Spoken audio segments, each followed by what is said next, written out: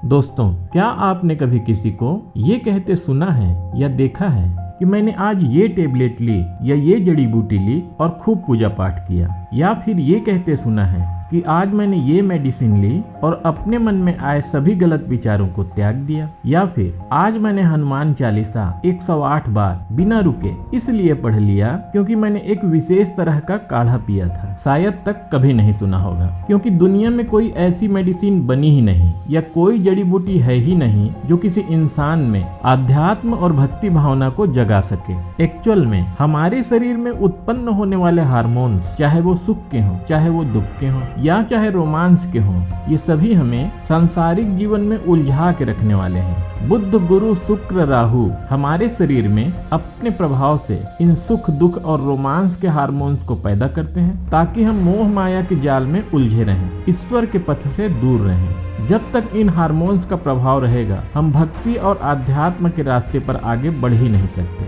इन hormones के प्रभाव को कम या खत्म करके हमें भक्ति और ईश्वर के मार्ग में ले जाने का काम 9 ग्रहों में सिर्फ एक ग्रह करते हैं, जिसका नाम केतु है। जो व्यक्ति सांसारिक है, जिनकी कुंडली में राजसिक ग्रह शुक्र बली है, बुध बली है, उनके लिए केतु अभिशाप है। उनको इनके नाम से भी डर लगता है, क्योंकि वो जानते हैं कि केतु उनका मजा खराब कर देगा। लेकिन जिनकी कुंडली में शनि बली है, गुरु बली है, यानी कि जो धार्मिक प्रवृत्ति के हैं, उसके लिए केतु एक वरदान है। केतु हमें जीवन के विभिन्न पहलुओं और पक्षों को समझने और जीने की अपॉर्चुनिटी भी देते हैं। सोचिए जरा, अगर केतु आपके लग्न में बैठकर आपका ध्यान अपने आप से न हटाए, तो आप अपने जीवन साथी के बारे में, अपने सहयोगियों के बारे में, जिनके बीच में आप रोज उठते बैठते हैं, उनके बारे में, उनके जीवन शैली के बारे में कहाँ ध्यान देने वाले हैं। वहीं अगर केतु चौथे भाव में बैठकर आपका ध्यान घर के सुखों और घर के जंजाल से न हटाए, तो आप अपने व्यवसाय और व्यापार में कहाँ नाम कमाने वाले हैं। वो तो केतु जब चौथे भाव में बैठते हैं तो चौथे भाव की चीजों में आपकी रुचि को कम करते हैं। तब राहु 10वें भाव में बैठकर आपकी रुचि को काम में लगाते हैं। तभी आप कैरियर में जबरदस्त सफलता और ऊंचाइयों को प्राप्त करते हैं, समाज में मान सम्मान और ऊंचा रुतबा हासिल करते हैं। जब केतु एक पक्ष में बैठकर उस भाव में आपकी रुचि को कम करता है, तो आप दूसरे क्षेत्र में ध्यान दे पाते हैं। देखिए, कुंडली में 12 भाव होते हैं। कुंडली के 12 भाव हमारे जीवन के विभिन्न पक्षों को दिखाते हैं। मनुष्य योनि में व्यक्ति को इन सभी पक्षों का ज्ञान लेना होता है। वह अपने मनुष्य योनि के जीवन चक्र में एक बार हर भाव का खूब आनंद या अनुभव लेता है। सभी पक्षों का ज्ञान और अनुभव लेने के बाद ही मनुष्य योनि से मुक्ति संभव है। कुंडली के 12 भावों या ये कहें कि जीवन के विभिन्न पक्षों का ज्ञान कराने का काम केतु करते हैं। केतु आपके पास्ट लाइफ के अनुभवों और ज्ञान का लॉकर है। इसके पास हर वो रिकॉर्ड रहता है कि पास्ट लाइफ में आपने क्या प्राप्त कर लिया और क्या प्राप्त करना अभी बाकी है, किन राहों से आप गुजर चुके हैं और किन राहों में अभी आपको आगे जाना बाकी है। ये आपके जीवन का रोड मैप तय करता है। केतु आपकी कुंडली में जहाँ भी बैठे हैं, उसके जस्ट अपोजिट हाउस को देखिए।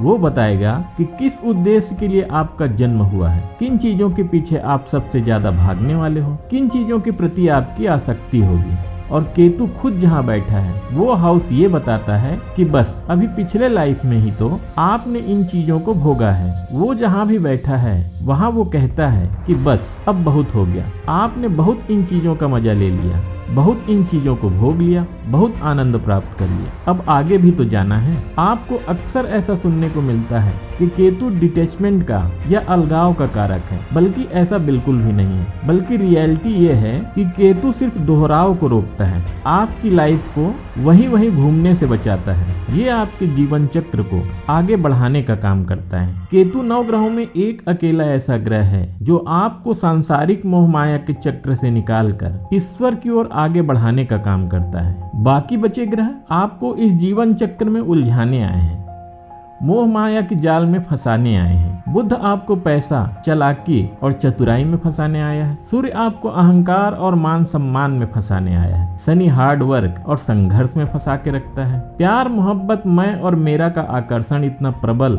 और स्ट्रांग है कि व्यक्ति के अपने खुद के बस की बात नहीं कि किसी चीज को वो अपने से त्याग दे, अपने से अलग कर दे। और जब तक वो सांसारिक चीजों को छोड़ेगा नहीं, वो इसी मृत्यु लोक में फंसा रहेगा। वो इन्हीं के आकर्षण आकर्षण में फंसा रहेगा और मेरी जमीन, मेरी गाड़ी, मेरी बीवी और मेरा बच्चा करता रहेगा। केतु यही हमारी मदद करता है। वो चीजों को हमको छोड़ना सिखाता है। छोड़ना या त्यागना अध्यात्म का ही तो मूल तत्व है।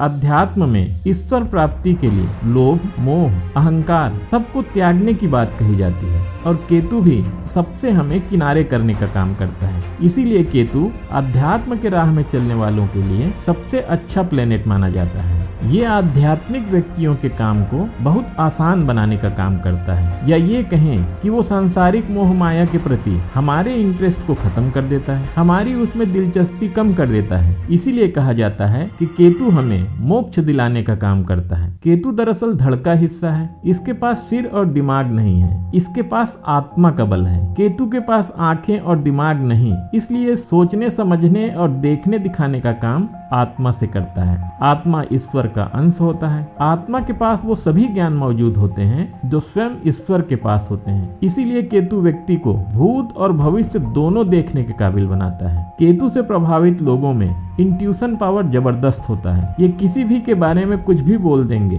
वो सच हो जाता है। इनका ज्ञान सोच विचार, गुणा गणित से परे होता है। ये किसी भी के बारे में ऐसी बातें बता देंगे जो बिल्कुल सच निकलती है। इनसे पूछेंगे कि कैसे बताया, ये बता नहीं पाएंगे कि कैसे बताया। लेकिन फर्स्ट हाउस में केतु हो तो व्यक्ति को ऐसे सपने आते हैं या कुछ बातों का आभास हो जाता है जो आगे चलकर हूबहू सच्चाई में बदल जाता है। ये सपने में अपने से जुड़े लोगों का भविष्य देख सकते हैं, घटने वाले अच्छी और बुरी घटनाओं को देख सकते हैं, क्योंकि केतु एक रहस्य है। इसका ज्ञान कल्पना से परे है। केतु हमारी छठी इंद्री को रूल करता है। केतु से प्रभावित व्यक्तियों का सिक्स्थ सेंस बहुत ज्यादा एक्टिव होता है। तो दोस्तों, केतु एक तरफ जहाँ ज्ञान का कारक है तो वहीं दूसरी ओर ये त्याग या डिटैचमेंट का भी कारक है। ऐसे में केतु अगर केंद्र भाव में बैठ जाए तो आइए जानते हैं ये किस प्रकार का फल देगा, किस प्रकार की चीजें देगा और किन चीजों को हमसे छीनेगा। सबसे पहले बात करते हैं लग्न भाव का। केतु लग्न में होता है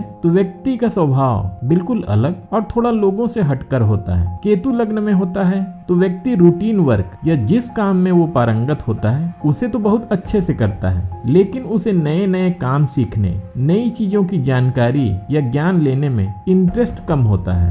पुराना काम जिसको वो करना जानता है उसको भी नए तरीके से और नए ढंग से करने से भी परहेज करता है। कहने का मतलब है समय के साथ कदम से कदम मिला के चलने में, नई टेक्नोलॉजी, नई तकनीकों को अपनाने में, उसको एडॉप्ट करने में उसका ज्यादा इंटरेस्ट नहीं होता। फर्स्ट हाउस का केतु सबसे पहले व्यक्ति को सिक्स्थ सेंस दे देता है। व्यक्ति का सिक्स्थ सेंस या इंट्यूशन पावर बहुत जबरदस्त होता है। वो लोगों से मिलते ही उसके बारे में बहुत कुछ जान जाता है। उसके बातचीत करने के तरीके से, उठने बैठने के तरीके से, उसके व्यवहार से उसके बारे में आसानी से पता लगा लेता है कि कैसा इसका बिहेवियर है और कैसा ये व्यक्ति है। इनको बहुत सी चीजों का आभास होता रहता है कि ऐसा हो जाएगा, वैसा हो जाएगा। बिना किसी लॉजिक या फैक्ट के किसी चीज का ये अंदाजा लगा लेते हैं और मजे की बात ये है कि वो सच भी हो जाता है। केतु का सिर और दिमाग नहीं है, इसके पास आंखें नहीं है, तो ये बड़ा कंफ्यूज भी रहता है, क्या करूं, किधर जाऊं की स्थिति उसके लिए बना रहता है। ऐसा ही नेचर जातक में भी पाया जाता है। व्यक्ति डिसीजन लेने में कमजोर होता है, अक्सर लोगों के राय से काम करता है, पूछ पूछ कर काम करता है। लग्न में केतु है तो व्यक्ति सामने वाले से बहुत जल्दी प्रभावित हो जाते हैं। महिला है तो पुरुष के प्रति, पुरुष है तो महिला के प्रति, और कभी कभी तो ये इतना ज्यादा प्रभावित हो जाते हैं कि अपना हर डिसीजन उन्हीं के अनुसार लेने लग जाते हैं, उन्हीं के ऊपर धीरे धीरे डिपेंडेंट हो जाते हैं। केतु लग्न में हो तो इनका फ्रेंड सर्कल बहुत बड़ा होता है, मित्रों की भरमार होती है। केतु लग्न में हो तो व्यक्ति बचपन में पढ़ाई में बहुत होनहार होता है। शुरुआत में पढ़ाई में बहुत मन लगता है, लेकिन जैसे जैसे बड़ा होता है उसका मन पढ़ाई से हटने लगता है। किताबी ज्ञान लेने में उसका इंटरेस्ट कम होने लगता है। अक्सर ऐसा देखने को मिलता है कि व्यक्ति अपनी पढ़ाई भी बीच में ही छोड़ देता है। कोर्स कर रहा है तो कोर्स बीच में छोड़ देता है। डिग्री या डिप्लोमा ले रहा है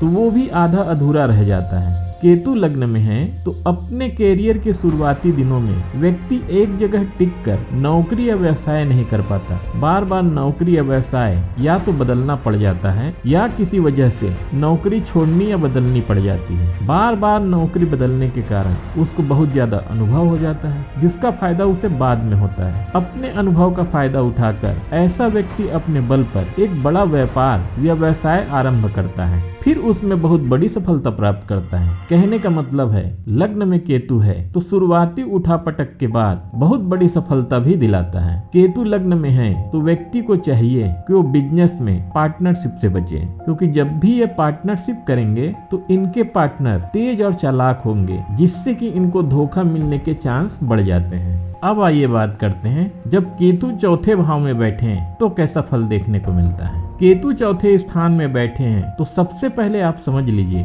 कि आपका जन्म घर गृहस्थी सुकून पारिवारिक लाइफ के लिए नहीं हुआ है, बल्कि आपका जन्म लोगों के लिए और समाज के लिए हुआ है। तो अगर आप अपने जीवन के उद्देश्य को न समझते हुए सुकून सुख और शांति के लिए प्रयास करेंगे तो आप उल्टा दुखी रहेंगे। केतु चौथे स्थान में हो तो कुछ न कुछ ऐसा कारण पैदा कर देते हैं, जैसे माता पिता से विचार नहीं मिलता, घर का माहौल मन के मुताबिक नहीं होता, आसपास का माहौल या लोग पसंद नहीं आते, जिससे व्यक्ति जहां जन्म लेता है उस स्थान से कहीं दूर जाकर या विदेश में सेटल होता है। घर से दूर सफलता के योग बनते हैं। माँ के स्वास्थ्य के कारण या अन्य किसी वजह से ऐसी स्थिति भी बन जाती है कि आपको ऐसा एहसास होता है कि माँ का सहयोग आपको नहीं मिला लाइफ में, आपके मन माफिक माता का सहयोग नहीं मिलता। केतु यहाँ बैठकर आपके आलस्य को छीन लेते हैं, व्यक्ति के लिए आराम हराम कर देते हैं, घर में आराम नहीं करने देते, लगातार काम में लगाए रहते हैं। काम के सिलसिले में देश विदेश की यात्रा भी केतु खूब कराते हैं। केतु चौथे भाव में बैठकर जॉब या कैरियर में भी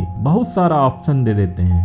आपके पास जॉब्स के ऑप्शन ही ऑप्शन होते हैं और आपने कैरियर का सही चुनाव किया तो कैरियर में मान सम्मान भौतिक सुख सुविधाएं घर गाड़ी बंगला सब कुछ दिलाते हैं। केतु चौथे स्थान में है तो कई बार ऐसा देखने को मिलता है कि व्यक्ति व्यवसाय या जॉब बार बार बदलता है। यहाँ पर केतु बैठने का मतलब होता है और वो चाहते हैं कि आप डिफरेंट फील्ड यानी कि अलग अलग क्षेत्रों का खूब अनुभव लें। ये यहाँ पर ये बिल्कुल नहीं चाहते कि आप इस जीवन में सिर्फ घर चलाने के लिए काम करें। वो चाहते हैं कि आप कई क्षेत्रों का नॉलेज लें। कई बार जॉब चेंज होने से व्यक्ति को घबराना नहीं चाहिए, क्योंकि केतु यहाँ बैठकर घर की चीजों से मन हटाकर आपके में लीडरशिप क्वालिटी पैदा करना चाहते हैं, समाज में रिकॉग्निशन और फेम दिलाना चाहते हैं, आर्थिक रूप से बहुत मजबूत करना चाहते हैं। ये यहाँ बैठकर दुनिया में आपसे कुछ ऐसा और कुछ इस तरीके से काम कराना चाहते हैं जैसा कि आज तक कभी किसी ने न किया हो,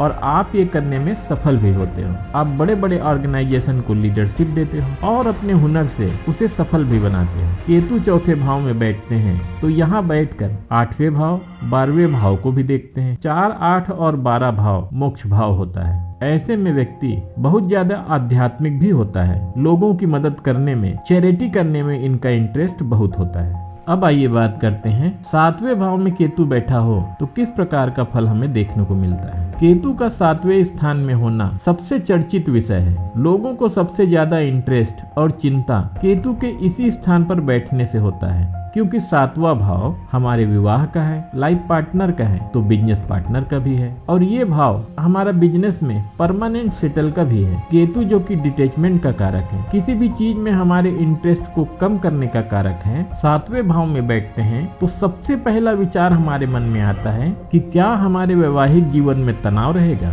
विवाह टूट जाएगा, तलाक या डिवोर्स हो जाएगा। तो दोस्तों, घबराने से पहले और इस प्रकार के किसी भी विचार को मन में लाने से पहले आप अपने कुंडली में शुक्र और सप्तमेश की स्थिति को देखें। इसके साथ साथ लग्नेश और सप्तमेश की स्थिति को भी देखें। अगर ये सब अच्छी स्थिति में है तो घबराइए मत, ऐसा कुछ भी नहीं होने वाला है। विवाह में किसी भी प्रकार का तनाव या प्रॉब्लम नहीं होगा। अब ये अच्छी स्थिति क्या है? कुंडली में शुक्र बली हो, उसे शुभ ग्रह देख रहे हो और वो कुंडली के अच्छे भाव में बैठे हो तो शुक्र बली माना जाता है। ठीक इसी प्रकार का क्राइटेरिया कि सप्तमेश भी बली हो, साथ ही साथ लग्नेश और सप्तमेश एक दूसरे से केंद्र में बैठे हो। एक कंडीशन और, कुंडली में गुरु भी बली हो। ये 4 स्थितियों में से 2 स्थिति भी ठीक हो, खास करके शुक्र बली हो और लग्नेश सप्तमेश एक दूसरे से केंद्र में हो, तो आप लिख के ले लीजिए, विवाह में किसी भी प्रकार की अड़चने या समस्याएं नहीं आती हैं। हाँ, अगर इनकी कंडीशन खराब है तो न सिर्फ विवाह में, आपके कामकाज में भी ये समस्याएं देखने को मिलती हैं। ऐसी स्थिति में ज्यादातर ऐसा देखा गया है कि जब भी केतु की महादशा या अंतरदशा आती है तो विवाह में तनाव, बिजनेस में तनाव, यहाँ तक कि संबंध विच्छेद भी हो जाता है। केतु जब 7वें भाव में बैठता है तो व्यक्ति का जो लाइफ पार्टनर है वो सीधा साधा, अध्यात्म में रुचि रखने वाला होता है और सरल व्यक्तित्व का होता है। सजने संवरने का ज्यादा शौक नहीं होता, दीन दुनिया से कम मतलब रखने वाला और घर गाड़ी बंगला ऐशो आराम की चीजों में भी लगाव कम ही रखता है। जो है जितना है उसी में खुश रहने वाला होता है। वहीं इसके ठीक विपरीत जातक स्वयं बहुत तेज तर्रार होता है। जातक में इच्छाएं बहुत होती हैं, इनकी इच्छाएं कभी पूरी नहीं होती। इनकी एक इच्छा पूरी होती है तो ये अपने किसी दूसरी इच्छा की पूर्ति में लग जाते हैं और ये सिलसिला जिंदगी भर कभी रुकता नहीं।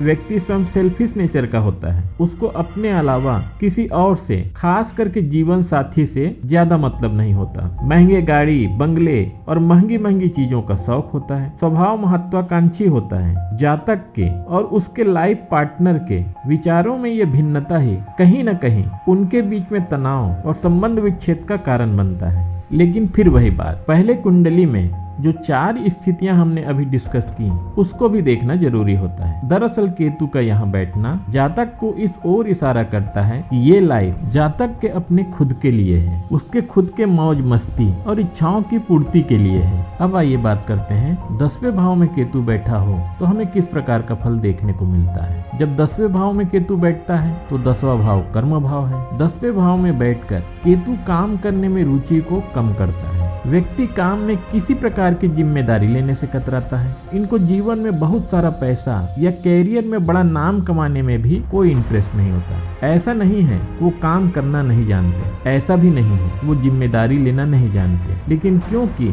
उनके जीवन का उद्देश्य पैसा कमाना, काम में नाम कमाना नहीं होता, क्योंकि वो पिछली लाइफ में ऐसा बहुत बार कर चुके होते हैं, बहुत सफलता देख चुके होते हैं, तो केतु यहाँ उनको काम से डिटैचमेंट दे देते हैं। लेकिन क्योंकि उसको घर भी चलाना होता है तो काम तो करना पड़ता है, तो वो कोई भी काम करे, काम में पूरी तरह से इनका मन नहीं लग पाता। इसलिए वो बार बार जॉब बदलते रहता है, अपना व्यवसाय बदलते रहता है। केतु 10वें भाव में बैठकर व्यक्ति को अपने माँ से, घर परिवार से बहुत ज्यादा अटैच कर देता है। घर में ही इन्हें सुकून मिलता है, घर में उसे शांति मिलती है। कभी कभी तो ऐसा होता है कि व्यक्ति कुछ ऐसा व्यवसाय या कारोबार ही चुन लेता है जिसको वो आराम से घर से ही कर सके, जिससे वो जब चाहे काम करे और जब चाहे आराम करे। इसीलिए कहा भी जाता है कि केतु 10वें भाव में हो तो व्यक्ति को कुछ ऐसा काम करना चाहिए जिसमें रेगुलर काम न करना पड़े। ऐसा काम करना चाहिए जिसमें रोज 8 घंटे की ड्यूटी ना हो। तो ऐसे में यहाँ केतु काम में अच्छी सफलता दिलवाता है। या फिर जातक अगर केतु से जुड़े काम करता है, वो रिलीजियस वर्क करता है, अध्यात्म से जुड़े काम जैसे योग, पूजा पाठ, प्रवचन, हीलिंग, नर्चरिंग, धर्म से संबंधित काम करता है, तो नो डाउट केतु इस फील्ड में 10वें भाव में भी बैठकर बहुत जबरदस्त सफलता दिलाते हैं। आजकल आप ये जो धर्म गुरु, प्रवचन करने वाले बड़े बड़े पंडित और संत देखते हैं, वो सभी 10वें भाव में केतु से प्रभावित लोग ही होते हैं। या तो उनकी कुंडली में केतु 12वें भाव में होता है या फिर 10वें भाव में। तो दोस्तों आज के लिए बस इतना ही। ये वीडियो अगर अच्छा लगा हो तो इस वीडियो को लाइक करके इस चैनल को सब्सक्राइब करना ना भूलिएगा। ये वीडियो देखने के लिए बहुत बहुत धन्यवाद।